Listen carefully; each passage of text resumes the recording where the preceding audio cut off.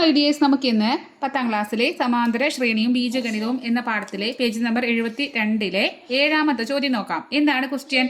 7, 13, 19 എന്ന സമാന്തര ശ്രേണിയുടെ ആദ്യത്തെ 25 പദങ്ങളുടെ തുകയേക്കാൾ എത്ര കൂടുതലാണ് 15, 21, 27 എന്ന സമാന്തര ശ്രേണിയുടെ ആദ്യത്തെ 25 പദങ്ങളുടെ തുക? അപ്പോൾ രണ്ട് ശ്രേണികൾ ഇവിടെ തന്നിട്ടുണ്ട്. ആ ശ്രേണി നമുക്ക് ഇവിടെ എഴുതുകയാണെങ്കിൽ ഒന്നാമത്തെ ശ്രേണി തന്നിരിക്കുന്നത് 7,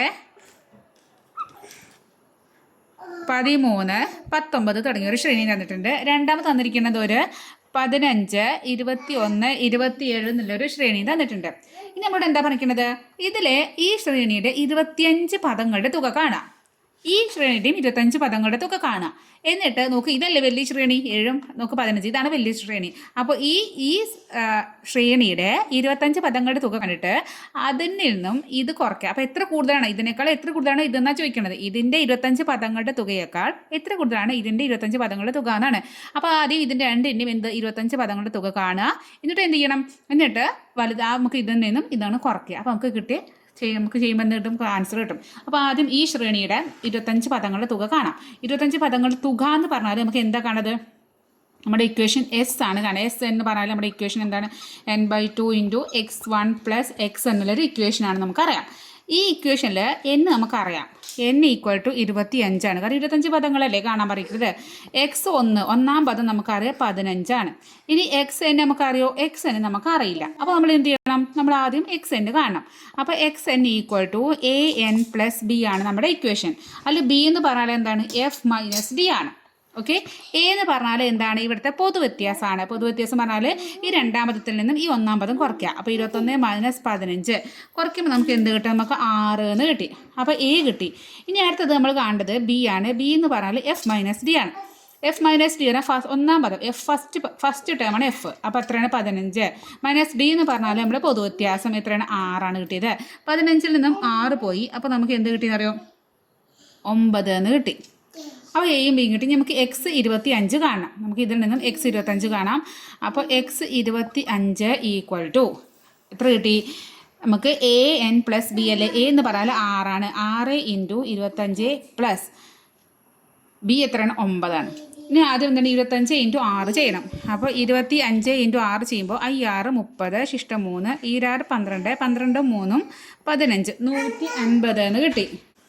അപ്പോൾ നമുക്ക് എന്ത് ചെയ്യും? =150 + 9 =159 കിട്ടി. എന്താ കിട്ടിയിരിക്കുന്നത്? x25 ആണ് കിട്ടിയത്. x25 159 കിട്ടി. ഇനി നമ്മൾ എന്ത് ചെയ്യണം? നമുക്ക് s25 കാണണം. അപ്പോൾ അടുത്തത് s25 കാണാം. s25 നമ്മുടെ ഇക്വേഷൻ എന്താണ്? n/2 × x1 + xn. n/2 n-ന് പകരം 25 ആണ്. /2 x1 ഒന്നാം പദം എത്രയാണ്? 15 ആണ്. 25 x25 നമുക്ക് കിട്ടി 159 എന്ന് കിട്ടി. ഇനി നമുക്ക് എന്ത് ചെയ്യണം? 25-നും 2-നെയും വെട്ടി ചെറുതാക്കാൻ പറ്റുമോ? ഇല്ല.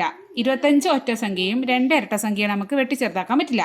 അപ്പോൾ നമുക്ക് ഇത് രണ്ടാണ് കൂട്ടി വെക്കാം. അപ്പോൾ എന്ത് വന്നു? 25/2 × 15 + 19 അത് രണ്ടും കൂടി കൂട്ടുമ്പോൾ 159 15 കൂടി കൂട്ടുമ്പോൾ നമുക്ക് 174 എന്ന് കിട്ടി. അപ്പോൾ ഇതും ഇരട്ട സംഖ്യയാണ്, ഇതും ഇരട്ട സംഖ്യയാണ്. അപ്പോൾ നമുക്ക് എന്ത് ചെയ്യാൻ പറ്റും? നമുക്ക് 174 രണ്ടും കൊണ്ടൊന്ന് ഹരിച്ചു നോക്കാം. അപ്പോൾ ഇങ്ങനെ വരും 174 × 2. അപ്പോൾ ഒന്നിൽ പോവില്ല, 17 ഇരട്ട സംഖ്യയാണ്. 17 നമ്മൾ 2-ൻ്റെ ഗുണനപ്പെട്ട് 17 വരുന്നില്ല, 16 ആണ് വരുന്നത് അല്ലേ? അപ്പോൾ നമുക്കിവിടെ 8 ഇട്ടു. ഈ 8 16. 17 നിന്ന് 16 പോകുമ്പോൾ 1 കിട്ടി.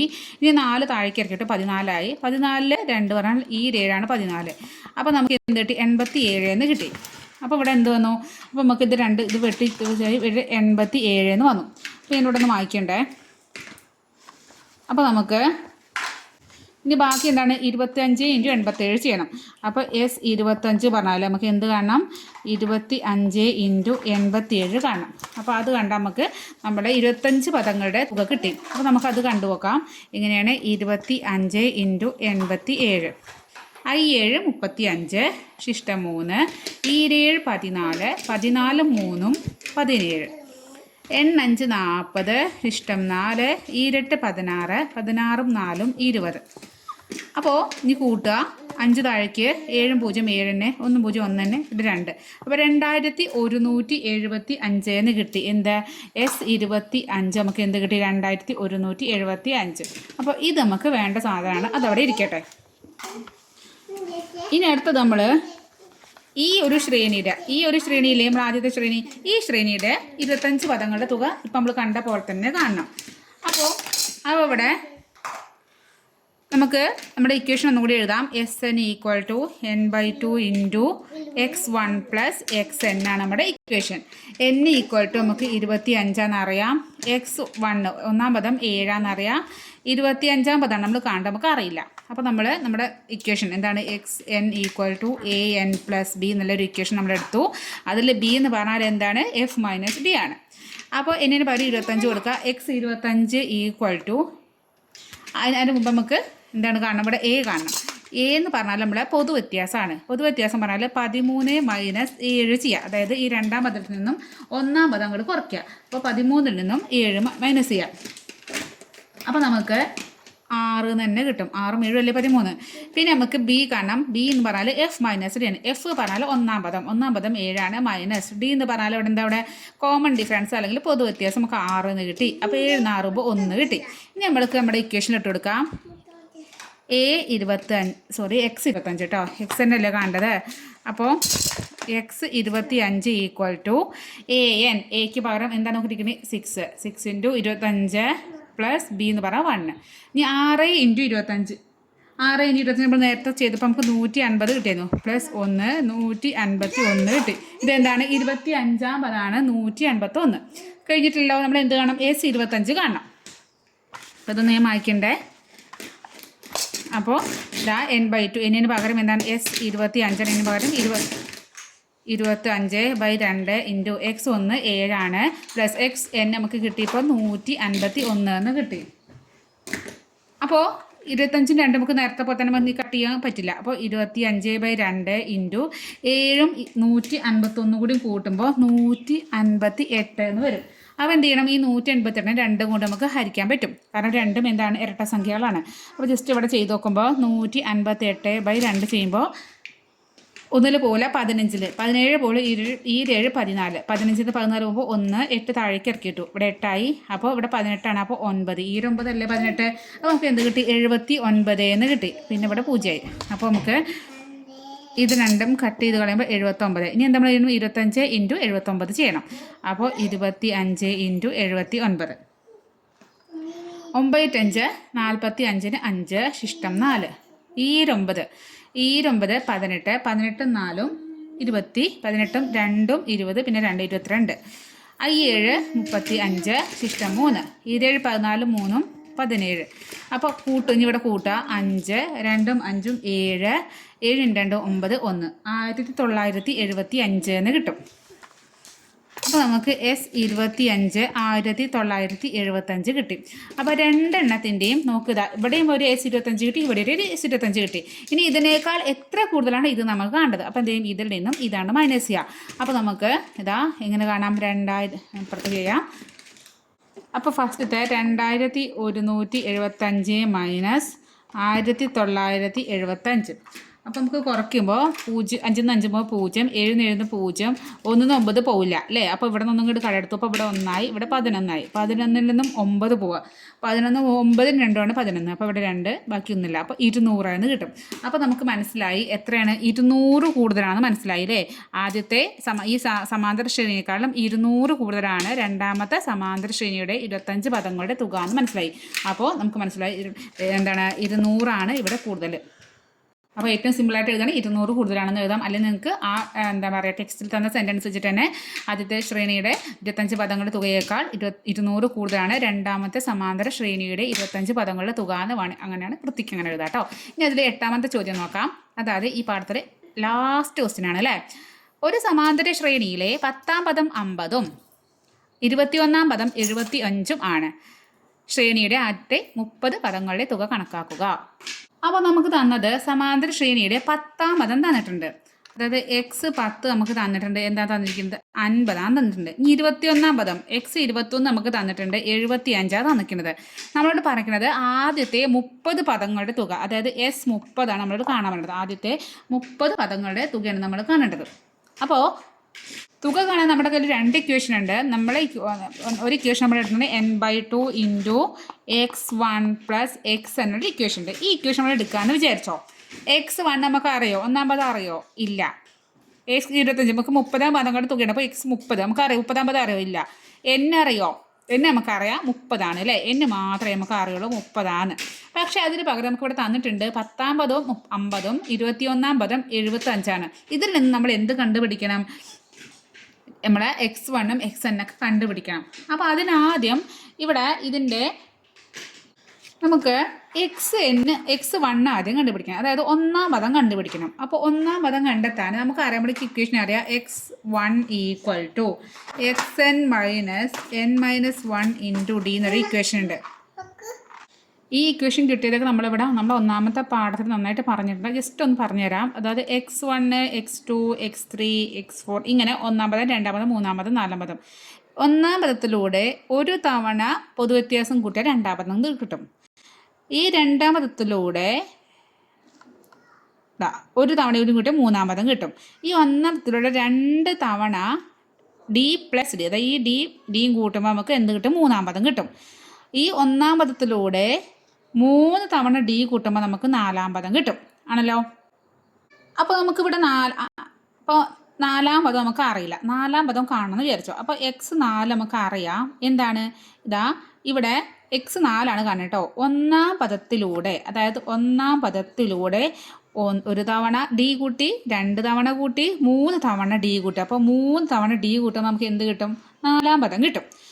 ഇതിൽ നിന്നും ഈ ഇക്വേഷൻ കിട്ടിയത് എങ്ങനെയാണ്? ഈ x1 നമുക്ക് കാണേണ്ടത്. x1 ഇവിടെ നിർത്തി ഈ 3d എവിടേക്ക് കൊടുന്നു. അപ്പോൾ x4 minus 3d equal to x1 എന്ന് വന്നു.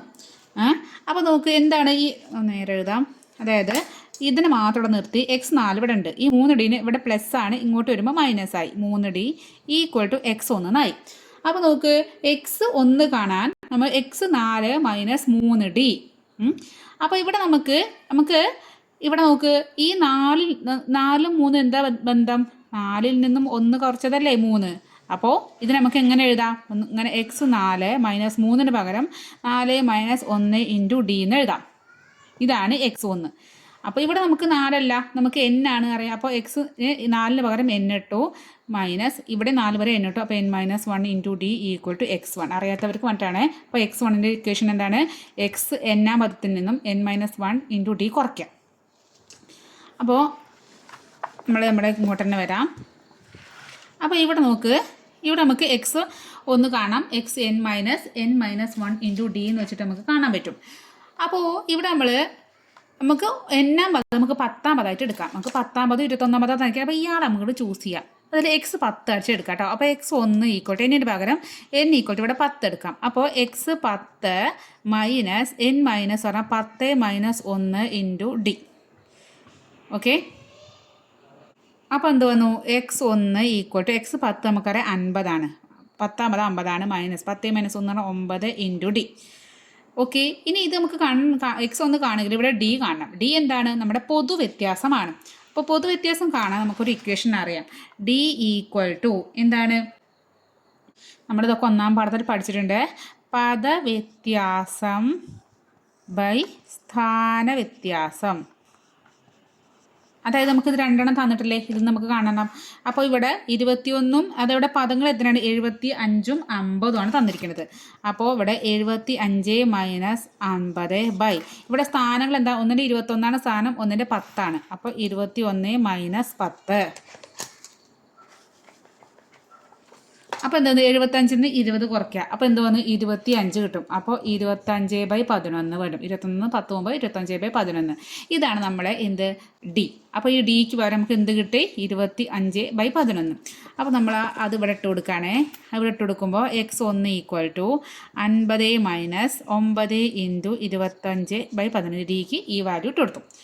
അപ്പോൾ എന്ത് വന്നു? x1 എന്ന് പറഞ്ഞാൽ 50 മൈനസ് 9-നെയും 25-നെയും എന്ത് ചെയ്യുക? അങ്ങോട്ട് കുറയ്ക്കന്നെ അങ്ങോട്ട് ഇൻറ്റു ചെയ്യുക. ഇവിടെ ഇൻറ്റു അല്ലേ, അപ്പോൾ 25 ഇൻറ്റു 9 ചെയ്യുമ്പോൾ 25 ഇൻറ്റു 9 9×5 45 5 ശിഷ്ടം 4 ഈ 9 18 18 4 22 അപ്പോൾ 225 എന്ന് കിട്ടി. അപ്പോൾ 225/11 ഉണ്ട് ആണല്ലോ. ഇനി ഇങ്ങനെ വരുമ്പോൾ എന്ത് ചെയ്യണം, നമുക്ക് ഇതെന്താ, ഇതിനെ ഒന്ന് സാധാ നമ്പറും ഒന്ന് ഭിന്നസംഖ്യയാണ് അല്ലേ. അപ്പോൾ രണ്ടിനെ ഭിന്നസംഖ്യ ആക്കിയാലാണ് നമുക്കിവിടെ നേരെ ചെയ്യാൻ പറ്റുള്ളൂ. അതായത് നമുക്ക് ഇങ്ങനെ ക്രോസ് മൾട്ടിപ്ലിക്കേഷൻ ചെയ്യാൻ പറ്റും. അപ്പോൾ ഈ 50-ന് താഴെ ഒരു 1 വെറുതെ ഇട്ട് കൊടുത്തു. അത് താഴെ ഹരണം 1 അപ്പോൾ ഹരണം 1 അല്ലെങ്കിൽ ഗുണനം 1 ചെയ്താൽ നമുക്ക് 50 ഇൻറ്റു 1 പറഞ്ഞാൽ 50 തന്നെ. അതുപോലെ 50/1 ചെയ്താലും 50 തന്നെയാണ്. എന്നിട്ട് എന്ത് ചെയ്യണം, അപ്പോൾ എന്താണ് സ്റ്റെപ്പായിട്ട് തന്നെ ശ്രദ്ധിച്ച് മനസ്സിലാക്കണം കേട്ടോ, അല്ലെങ്കിൽ കൺഫ്യൂഷൻ വരും. ഇനി എന്ത് ചെയ്യുക, ഇതിനെ ക്രോസ് ചെയ്യുക എന്ന് പറയാൻ ഇതിനെ കൊണ്ട് ഇൻറ്റു ചെയ്യുക. അപ്പോൾ 50 ഇൻറ്റു 11 എന്ത് വന്നു, 50 ഇൻറ്റു 11. ഇനി ഇവിടെ മൈനസ് അല്ലേ, ആ മൈനസ് ഇതുപോലെ ഇട്ട് കൊടുത്തു. ഇനി ഇതിനെ ഇങ്ങോട്ട് ചെയ്യുക, 1 ഇൻറ്റു 225 ഇതിനെ അടങ്ങി ഇൻറ്റു ചെയ്യുക, 1 ഇൻറ്റു 11 1 ഇൻറ്റു 11. അപ്പോൾ 50 ഇൻറ്റു 11 ചെയ്യുമ്പോൾ 5 ഇൻറ്റു 11 ചെയ്യാം. 5 ഇൻറ്റു 11 എന്ന് പറഞ്ഞാൽ 55 ആണ്. പിന്നെ ഒരു 0 ഉണ്ട്, അപ്പോൾ 550. ഇതിന് കണ്ടു ഇൻറ്റു ചെയ്യുമ്പോൾ 550 കിട്ടി. മൈനസ് 225 ഇൻറ്റു 1 പറഞ്ഞാൽ 225 തന്നെ /11. അപ്പോൾ 550-ൽ നിന്നും 225 കുറയ്ക്കുമ്പോൾ നമുക്ക് കുറച്ച് നോക്കുമ്പോൾ 325 കിട്ടുന്നത് /11 കിട്ടി. ഇതാണ് നമുക്ക് എന്ത് കിട്ടിയിരിക്കുന്നത്, ഒന്നാം പദം. അപ്പോൾ ഈ ഒന്നാം പദം നമുക്ക് കിട്ടി. x1 നമുക്ക് എന്ത് കിട്ടി, 325/11 എന്ന് കിട്ടി. Okay, x1. ഇനി നമ്മൾ എന്ത് കാണണം, x നമുക്കറിയോ, അതായത് x 30 കാണണം. അപ്പോൾ അടുത്തത് x 30 കാണണം. നമ്മളിപ്പോൾ x 1 കണ്ടില്ലേ, അതേപോലെ തന്നെ x 30 കാണാം. അപ്പോൾ ഈ ഒരു ഇക്വേഷൻ നമ്മൾ നേരത്തെ പറഞ്ഞില്ലേ ഇക്വേഷൻ, അതേപോലെ തന്നെ കാണാം. നമുക്ക് x 30 കൊണ്ട് xnയുടെ ഇക്വേഷൻ ആദ്യം ഉണ്ടാക്കാം. അതായത് xn ആണ് ഇതുണ്ട് കേട്ടോ. ഈ നമ്മൾ നേരത്തെ പറഞ്ഞിരുന്നു ഈ xn, ഇതാണ് ഇക്വേഷൻ. അപ്പോൾ എന്ത് ചെയ്യുക, ഇത് ഈ ഇക്വേഷൻ തന്നെ പറഞ്ഞാൽ ഏതെങ്കിലും ഒരു ഇക്വേഷൻ പഠിച്ചാൽ മതി. x1 ഇവിടെ നിർത്തി. ഇനി -n-1 ഇൻറ്റു ഡീനെ ഇപ്പുറത്തേക്കാണ്ട് കൊണ്ടുവരാം. അപ്പോൾ ഇവിടെ എന്തുണ്ട്, ഇവിടെ x1 ഉണ്ട്. ഈ മൈനസ് ഇവിടേക്ക് വരുമ്പോൾ പ്ലസ് ആയി. അപ്പോൾ ചിലർക്ക് ഡൗട്ട് തോന്നും, ഈ n മൈനസ് ഇങ്ങോട്ട് വരുമ്പോൾ ആ ബ്രാക്കറ്റിൻ്റെ അകത്താണ് അല്ലേ, ആ മൈനസിന് ഒരു മാറ്റം വരില്ല കേട്ടോ. അതുപോലെ തന്നെ n-1, അതായത് കാരണം നമ്മൾ എന്താണ് ഇവിടെ അപ്പോൾ 4-ാം പദം കാണുമെങ്കിൽ x4 3d, 4-ാം പദം കാണുമെങ്കിൽ s4 + 3d നമ്മൾ കണ്ടത് അല്ലേ. അപ്പോൾ അതേപോലെ ഇവിടെ നമുക്ക് ഇവിടെ x1-ൻ്റെ കൂടെ n-1 ഇൻറ്റു ഡി ഇക്വേഷൻ ഒന്നാം പാഠം പഠിച്ചതിന് ശേഷം വരുന്നവർക്ക് സുഖമായിട്ട് ഈ പാഠം പഠിക്കുമ്പോൾ ടഫ് തോന്നി എന്ത് ചെയ്യണം, ഓടിപ്പോയിട്ട് ഒന്നാം പാഠം ഒന്ന് സമാന്തര ശ്രേണികൾ നല്ല പാടല്ലേ, അതൊന്ന് നേരെ പഠിച്ച് നോക്കുക. അതൊന്ന് ഓടിച്ച് പഠിച്ചിട്ട് ഈ പാഠം പഠിക്കുമ്പോൾ ഇത് സിമ്പിളായിരിക്കും കേട്ടോ. കാരണം അതിൻ്റെ ബാക്കിയാണ് ഇവിടെ ആ ഇക്വേഷൻസ് വീണ്ടും നമുക്ക് പറയുമ്പോൾ ടൈം പോകുള്ളൂ കേട്ടോ. അതുകൊണ്ടാണ് പറയണത്. അപ്പോൾ x1 + n-1 ഇൻറ്റു ഡി എന്നാണ് xn.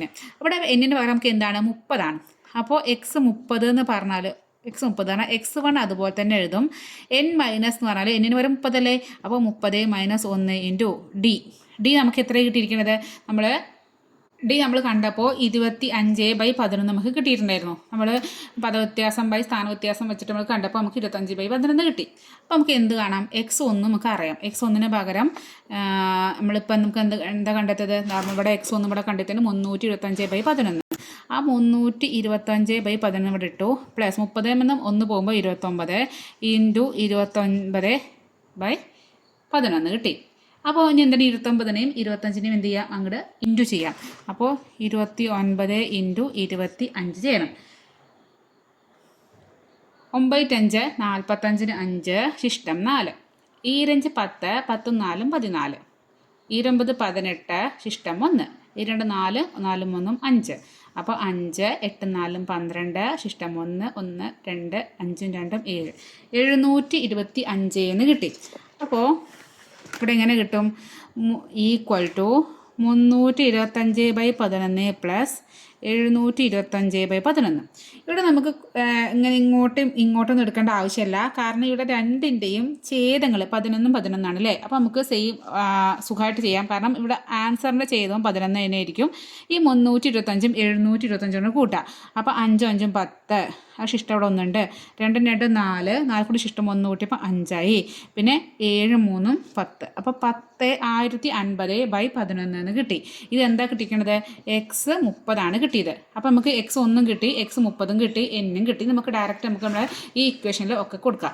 അപ്പോൾ ഈ എക്സ് എന്നെ നമുക്ക് എത്രയായിട്ട് എക്സ് എന്നെ നമുക്ക് 1050/11 കിട്ടി. ഈ എൻ നമുക്ക് എത്ര അറിയാം? 30 അറിയാം. അപ്പോൾ ബാക്കിയൊക്കെ അറിയാം. ഇനി ജസ്റ്റ് അതിലിട്ട് കൊടുത്താൽ മതി. അപ്പോൾ ഇക്വേഷനിൽ S30 = N ആണ് 30 30/2 ഇൻറ്റു എക്സ് 1 നമുക്ക് കിട്ടിയത് 325/11 പ്ലസ് എക്സ് എൻ എക്സ് 30 നമുക്ക് കിട്ടിയത് 1050/11 ആണ്. അപ്പോൾ 30നെയും 2നെയും നമുക്ക് 30ൻ്റെ ഇതിൻ്റെ കണക്ട് ചെയ്യാം. രണ്ടും എന്താണ് ഇരട്ടസംഖ്യ? 30ൻ്റെ പകുതി എത്രയാണ്? 15 ആണ്. 15. ഇനി അകത്ത് രണ്ടിൻ്റെയും ഛേദങ്ങൾ സെയിം ആണ് അല്ലേ. അപ്പോൾ ഛേദങ്ങൾ ഒന്നയുടെ രണ്ടിനെ കൂട്ടുക. അതായത് 325 പ്ലസ് 1050 അങ്ങോട്ട് കൂട്ടുക തന്നെ. അപ്പോൾ 1050ഉം 325ഉം കൂട്ടുമ്പോൾ 1050ഉം 325 5 5 2 7 3 1375 എന്ന് വരും. 1375/11 ഇവിടെ ഇൻറ്റു 15 ഉണ്ട്. ഇനി എന്ത് ചെയ്യുക? ഈ 1375നെ 15 കൊണ്ട് എന്ത് ചെയ്യണം? ഗുണിക്കണം. അപ്പം നമുക്ക് ഗുണിച്ച് നോക്കാം. 1375 ഇൻറ്റു 15. 5 25 ശിഷ്ടം 2 7 35 35 2 37 ശിഷ്ടം 3 3 15 15 3 18 ശിഷ്ടം 1 5 5 5 1 6. താഴെ 5 5 7 7 3 3 1 കൂട്ടുമ്പോൾ 5 7ഉം 5ഉം കൂട്ടുമ്പോൾ 12 ശിഷ്ടം 1 ഇങ്ങോട്ട് കൂട്ടി. അപ്പോൾ 8ഉം 1 9 9ഉം 7ഉം 16 ശിഷ്ടം 1 ഇങ്ങോട്ട് കൂട്ടി. 6ഉം 1ഉം 7 7ഉം 3ഉം 10 ശിഷ്ടം 1 കൂട്ടി 1 1 2. അപ്പോൾ 20,625 എന്ന് കണ്ടു. 20,625. അപ്പോൾ ഇതിൻ്റെ ആൻസറാണ് 20,625/11 എന്ന് കിട്ടി. ഇതാണ് നമ്മളെ എത്ര 30 പദങ്ങളുടെ തുക കണ്ടു. അപ്പോൾ നമ്മൾ ആദ്യം നമുക്ക് ഇങ്ങനെ തന്നാൽ നമ്മൾ ആദ്യം ഇതൊന്ന് എന്ത് കണ്ടുപിടിക്കണം? നമ്മൾ x1 കണ്ടു, എക്സ് എൻ, അതായത് ഇവിടെ 30 പദങ്ങളുടെ തുക കാണാം. അപ്പോൾ x 30 കണ്ടു, അതിൻ്റെ ഇടയിൽ നമ്മൾ ഡിയും കണ്ടു. ഇത് 3 കിട്ടിയാൽ നമുക്ക് സുഖമായിട്ട് നമുക്കിത് കണ്ടുപിടിക്കാൻ പറ്റും. ആ ഇക്വേഷൻസ് ഓർത്തിരിക്കുക. അതായത് xn = x1 + n - 1 × d. അത് നമുക്ക് xn ഉണ്ടാക്കേണ്ട ഇക്വേഷൻ x1ഉം അങ്ങ് തിരിച്ച് മറിച്ച് 2 ഇക്വേഷൻ അത് ഉണ്ടാക്കാം, അങ്ങോട്ടും ഇങ്ങോട്ടും കൊണ്ടുപോയിട്ട്. അപ്പോൾ അതോടെ നമ്മുടെ ഈ ചാപ്റ്റർ കഴിഞ്ഞു. നെക്സ്റ്റ് പുതിയൊരു പാഠം അടുത്തൊരു പാഠമായിട്ട് നമുക്ക് വീണ്ടും കാണാം. Okay, by.